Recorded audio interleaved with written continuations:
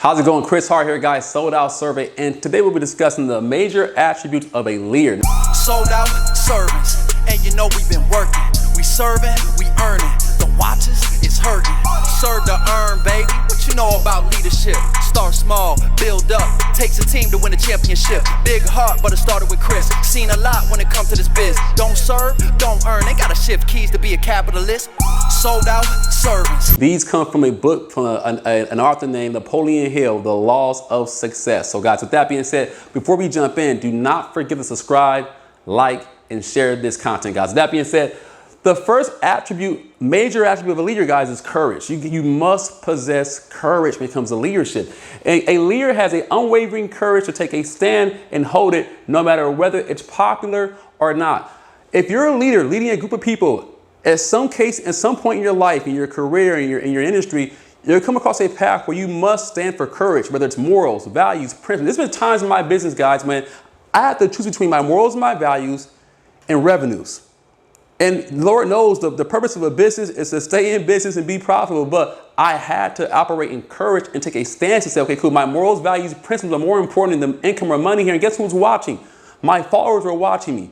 My employees, my team was watching me. So the first attribute is you must possess courage if you want to lead a large following.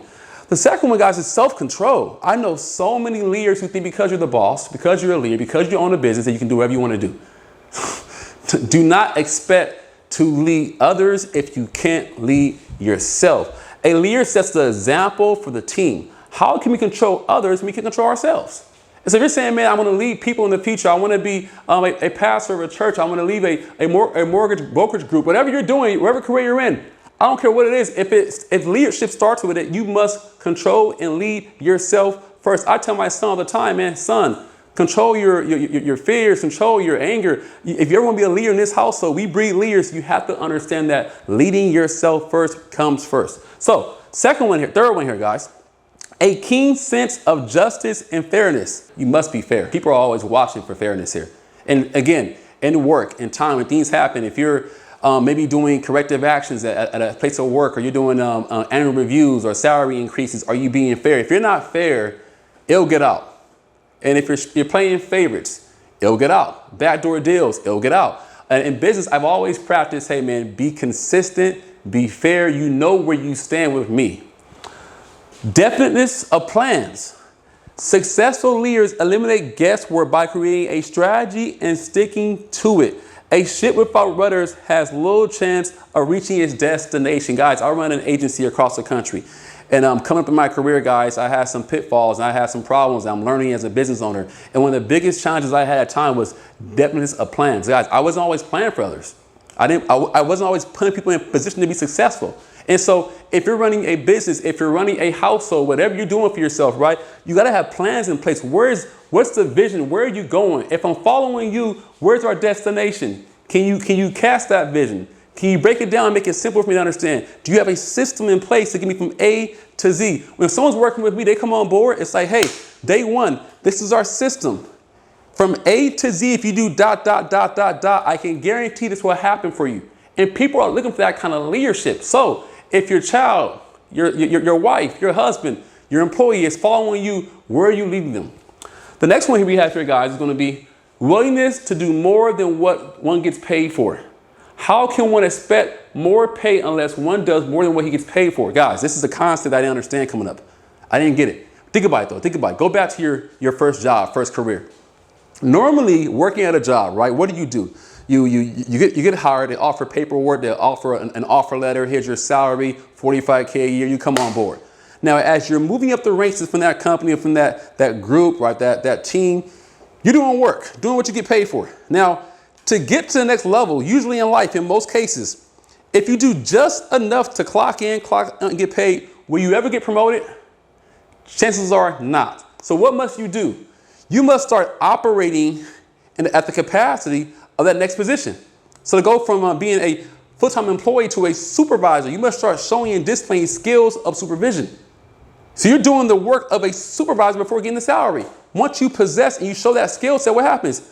There's a chance for an interview to apply for that position. Boom, now you're a supervisor. You go from supervisor to manager. You must show and possess the skills of a manager.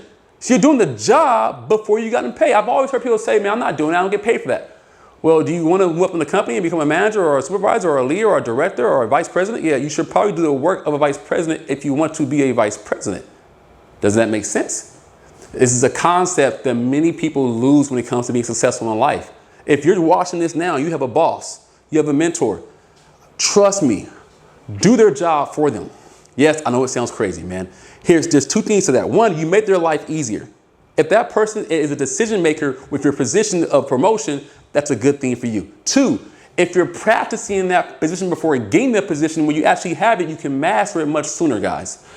Next one here is a pleasing personality. Life cannot be a grind for the followers, man. You can't be that leader who's like whipping the whip on them, man, like you're a pharaoh of Egypt, right? The leader must gain respect and make working for him worthwhile and enjoyable experience. Guys, I've always learned this here. Some of my best bosses in my life, man, were people who made life easy for me. They made work fun. You know, we would hang out.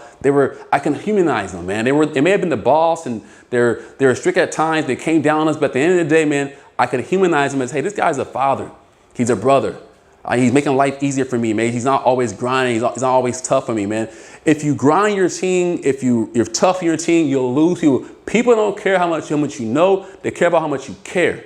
So you care about the people. You love on your people. When serving as a leader, you must serve first to gain anything. And so that attribute is so important to have a pleasing personality. If you have a problem with that, check yourself in the mirror first and say, man, am I someone who's pleasing? Do people want to be around me? How could you expect to have a following if people don't like being around you? Next one here is the willingness to assume responsibility. This is big. The leader takes personal responsibility. Guys, just this happened to me last night. I won't give the details, but I'll give you the narrative of what took place. One of my agents comes to me and says, hey, Chris, this agent failed to do ... They're blaming me for it. It's their fault. I said, well, hold on. Who was the writing supervising agent on that policy? It was me. So you were supervising that and something went wrong. It's your fault. Well, it's their fault for not doing it. Were you teaching and training them? Yes. And they failed to execute? Yes. It's your fault. That's leadership, bro. Take responsibility. Because I've always acted in a way where if I'm in charge, if I'm the leader, it all starts and falls with me. If you're a disciple on my team, if you're someone that I'm developing, you're a mentee, and I'm responsible for the outcome, I'm responsible for the outcome. Here's what it does. When you deflect ownership as a leader, you don't get better and grow. So in that case, my agent has to get better. I said, hey, I recommend you do ... and X, Y, Z. Next time that takes place. He now has to grow and improve in that next case that happens again. So for me, whenever my team fails, it all falls on me. Everything starts and falls on leadership. Not that I have an ego, but I'm someone who's saying, man, I want to get better. I want to grow. I want to lead. Give me the responsibility. Put it on my shoulders. Allow me to get bigger and grow. The more weight I carry, the stronger I must be as a leader to move forward. And then the last one here is this. Definiteness of decisions. Leaders make decisions quickly and do not waver. There will be times in business where you can sleep on it. You can process this for a week, wait a month to make a decision. There'll be times in business where a decision has to be made today and all eyes are on you. And if you waver for too long, the team loses confidence in you. And so whatever decision that is for you, there'll be times in business where you must act on your past experiences, your past skills. You were put into that position for a reason of leadership. So now you must act in that position. So whatever it is for you, a time will come in life where, okay, cool, I have to make a decision. What do I do here? And I've seen so many leaders waver. Well, let's wait on this here, man. This acquisition could take place here. Like, John, this is a pretty big acquisition. The numbers add up. Let's wait. Opportunity comes and it goes. And so whatever that is for you, you have to be keen to know, okay, cool, this is an opportunity for me to act on what I know as a leader. I can't let anyone else. It falls on me. There may be a time for mentors to come in and chime in, but there may be times where, hey, it's a time-bound goal. It's a time-bound opportunity. Are you in or are you out? So guys, wrapping up here today, guys, these are the major attributes of a leader, man. Everyone wants to be a good leader, whether you're leading your household or leading your job. But the challenge is this. We don't always realize that leadership is really sacrifice. Every single one of these attributes weren't like, hey, I'm the boss, I'm King Kong, I'm doing everything. It's about you growing. Leadership is not about your followers. It's about you being someone of value to your followers, guys. So with that being said, do not forget to subscribe, like, and share this content, guys. I'll see you soon. Thanks.